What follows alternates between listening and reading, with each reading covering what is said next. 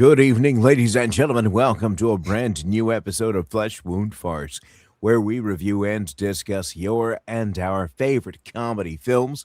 This is the world's first and only combination trivia host and professional wrestling announcer of Chilean descent that currently resides in Southern California. The stunningly stupendous student of stupidity, from trivia nights to title fights, your voice of choice, Ozzy V.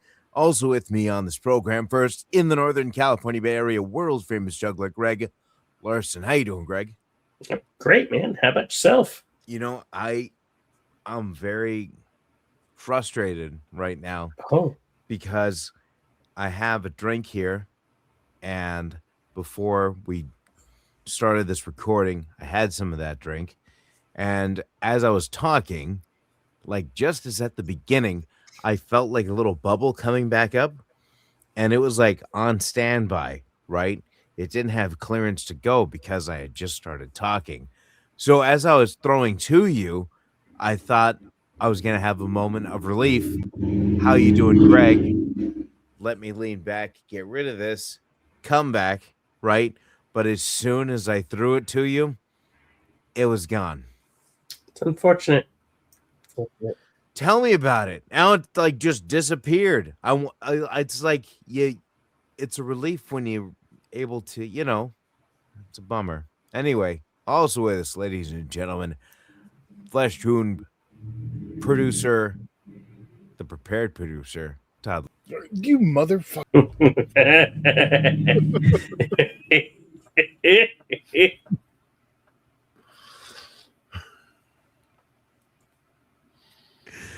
I'm sorry, I gotta stop doing that. I think when I say the prepared producer, I have to add more to it. So I should give you a fake last name that starts with letter P. How about that? It's all right. By the time we record next, you'll forget.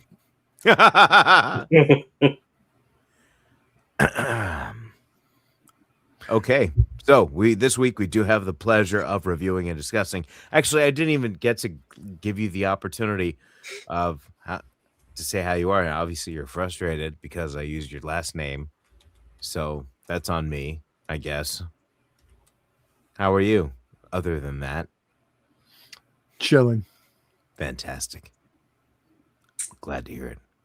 All right, so this week we are reviewing and discussing the film Nirvana, the band, the show, the movie, released just last year in 2025. Todd, do you have a trailer available? Yes, sir, I do. Jay, I figured it out!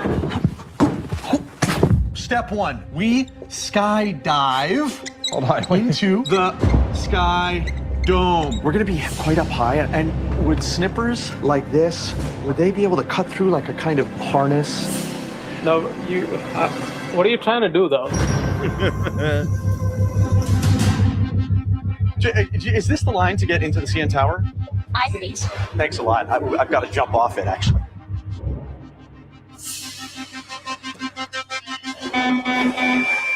You got master.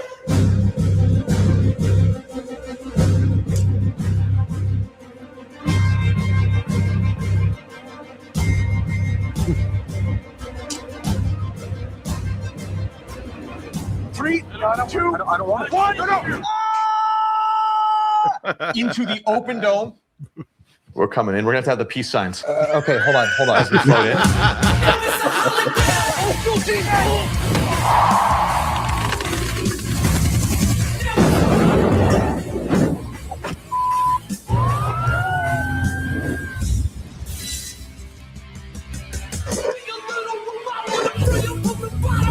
This is funny to you? It's like my whole life is riding on this.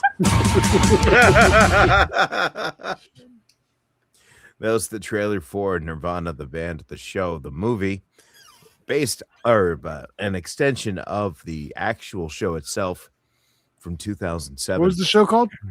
Nirvana, the band, the show. Thank you. You're welcome. So this is, Nirvana, the band, the show, the movie. There we go. Released on November 17th, 2025, 100 minutes long, rated R. A lot of writers here. The series being created by Matt Johnson and Jay McCarroll, story by also Jared Rubb, Kurt Lobb, Matthew Miller, Matt Grayson, Luca Tarantum, and Evan Morgan, starring Matt Johnson and Jay McCarroll.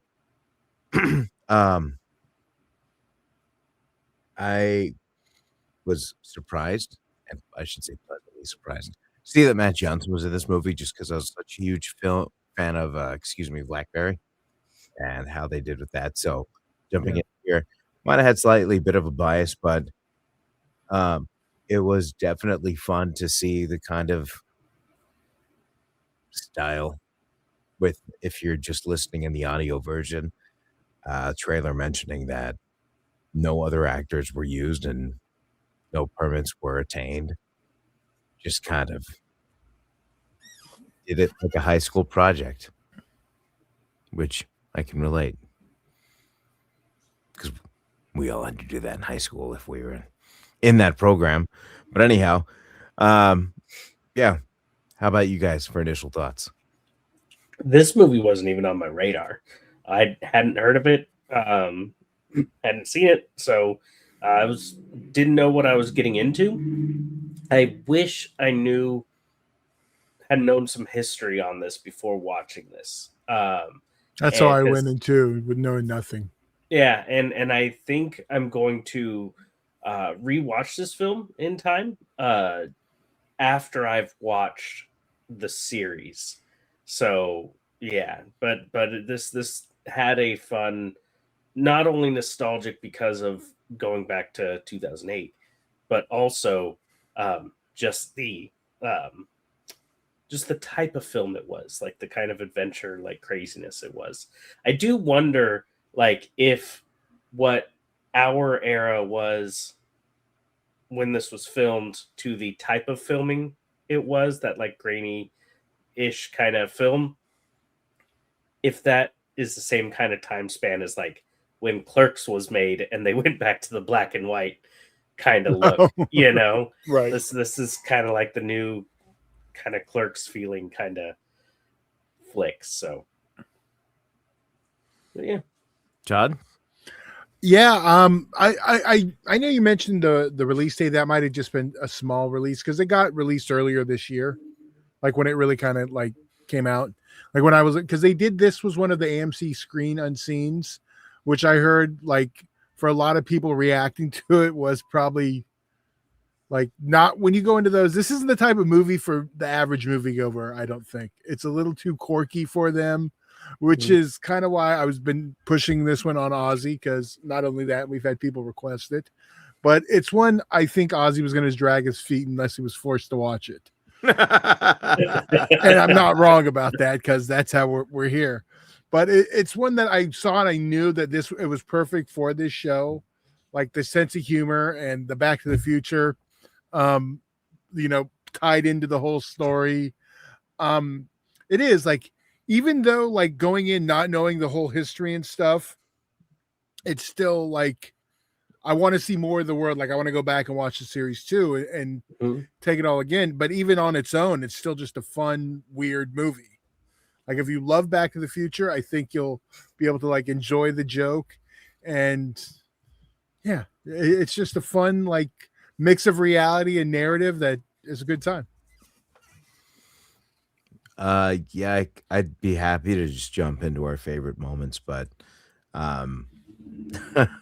one that got me going pretty good was the time they went into the theater and it was The Hangover with that specific line with, what they were making fun of at that point, and the reaction to that just had me dying. Yeah, mine was the same for The Hangover realization. Like that's the thing that triggers him where he's at, because these people wouldn't be laughing right now. Right. I mean, that's my number one favorite moment as well. I mean, it's just like it just doesn't happen now. Well, it's one of those like 1-2 punches, because number one, that was all our era of like, that's our heyday of watching films and such when we were younger. So like that was hilarious, still is hilarious, and then also the realization of like how that pushes the story as well. Yeah. It's just a 1-2 punch of brilliance for that moment. All right, so we're all in agreement. That was easy. That it honestly makes sense for this show too. Yeah.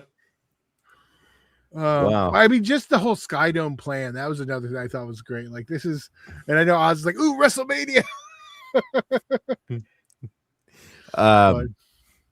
The landing on the roof.